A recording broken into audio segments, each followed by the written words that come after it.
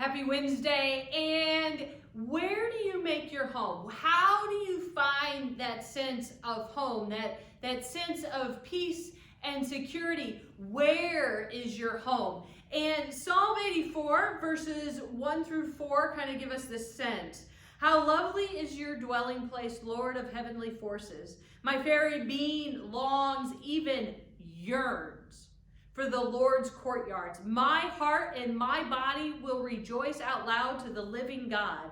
Yes, the sparrow too has found a home there. The swallow has found herself a nest. Where can she lay her young? Beside your altars.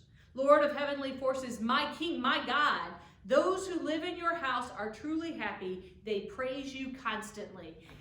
How do we find our home in God? How do we find God to be that place of safety, security, that sense of where we can be who we are, that we can let our guard down, we can be all that we are, we recognize that we aren't perfect. How do we make God our home?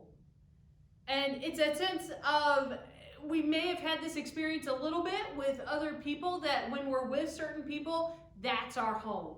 That's where we feel like we can be ourselves and that we are lifted up and that there is something good about that place. So how do we make space for God in that?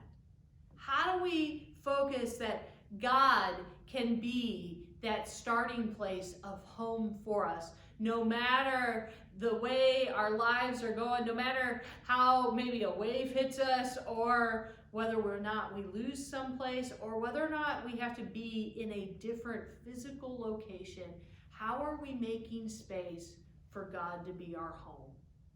Because when we have a home, we can begin to really build a life. Pray with me.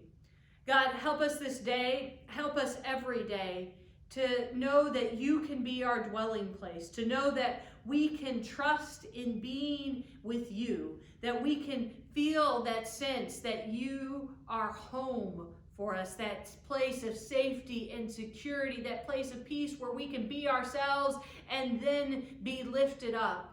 Help us, oh God, this day to see you as our starting place for home. And may we be able to make a home in you, not only for ourselves, but for others. Amen. Have a good one.